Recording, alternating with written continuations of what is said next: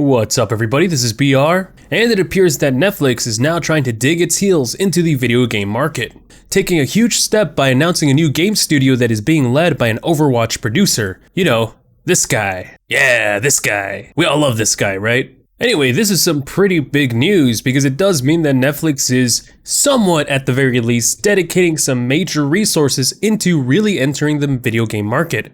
Maybe streaming movies isn't the future for Netflix anymore, and we might possibly see them as a true competitor in the video game market. As funny as that concept is, only time will tell if that's a good decision.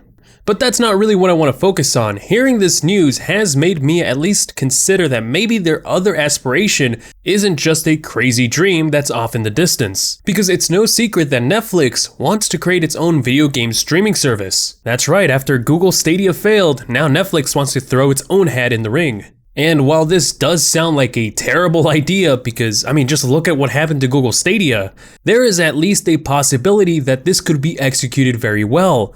Because while Google Stadia fucked up a lot, there's another service that kind of proved that streaming games as a business isn't such a bad idea. And of course, I am talking about GeForce Now. Dude, this service kicks ass. And it is such a good example of what a game streaming service should be. So Netflix, please give me this opportunity to tell you how to execute this streaming service as best as possible. And please don't let this become Google Stadia 2. Anyways, here are the 3 things you really have to focus on. And an additional 4th one will be included later, which I think will give you the edge over GeForce Now. So first things first. Number 1, no double dipping. This is one of the biggest mistakes that Google Stadia did, and it is one of those that just fucking destroyed any semblance of goodwill to the consumer. And what I mean is that Google Stadia was not only a service that you had to pay monthly, but you also had to pay to play any of the individual titles. And keep in mind, you weren't getting a copy of the game, you were only getting access to it on Google Stadia. There was no Steam code or any other way to access those games. You could only access it on Google Stadia. So let's say you wanted to leave Google Stadia, maybe you just didn't want to pay for it anymore. Well, guess what? You're shit out of luck. You won't have access to those games anymore. And theoretically, it meant that if Google Stadia ever shut down, well, you wouldn't be able to keep your games. What a terrible proposition. Now, when Stadia did shut down eventually, Google at the very least gave everybody a PC code to redeem, I think either on Steam or their respective launcher, so that way you could have a copy of the game that you purchased without feeling like you got ripped off. Unfortunately, that was only if you had a PC. If you had a console and not a PC, which is pretty likely because maybe that's the only reason why you got Stadia in the first place, then you're shit out of luck. GeForce Now not only remedies this by only having you pay a subscription fee, but you don't have to rebuy the games at all. Instead, you can just use your own Steam account. Granted, you won't be able to play all of your titles because of some stupid licensing agreement, which is a story for another video. But regardless, this was an amazing deal. You were only paying for the hardware, and you get to play all those titles that you purchased over the many years of having them. GeForce Now definitely nailed this option. And hopefully Netflix will be taking notes and not do the same stupid actions that Stadia did. Don't double dip. Now on to number 2.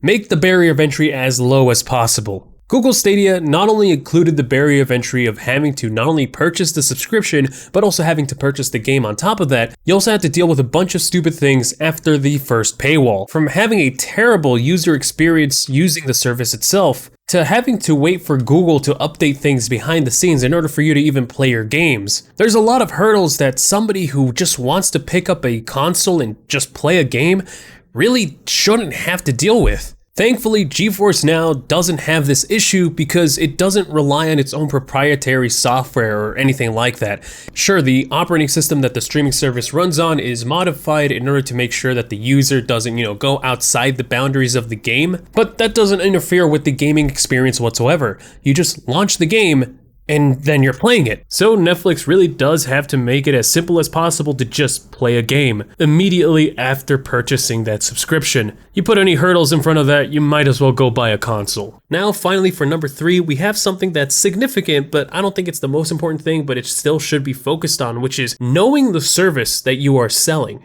I think this is where Stadia really fucked up on, where they tried to sell Stadia like a console. Game streaming is nowhere near that point. Many people are far, far away from having the internet access in order to make game streaming viable for them. Because usually the people who have the internet to support streaming probably already have mid-range to top-of-the-line hardware. So something like Google Stadia just becomes redundant rather than something useful. And while that might seem like a negative for game streaming, for Netflix this is the best barrier that they can tackle in order to make something that's worth people's time. Understand exactly what people want out of game streaming. And I think that's exactly what GeForce Now did. GeForce Now basically just allows you to rent a computer, a top-of-the-line supercomputer, allowing you to play your existing library with better graphics. And because of that, I think their market structure is phenomenal. You just pay $9 to rent hardware, the end. No having to buy a stupid controller, no having to convince people that somehow your service is up and ready and always working, and no having to entice people with exclusives, and that's knowing your product. Now, you also have to know your audience as well. Well, who's going to be using these streaming options? Obviously, it's going to be the ones who have access to good internet, and not necessarily at home. It could be young people who have pretty good access to internet on their college campuses, or people who are traveling who are going to a good hotel, or maybe they're visiting family and they just want to get a couple of games in. Understanding who's the most likely to use your service can definitely help with how you structure that thing that you're trying to sell. So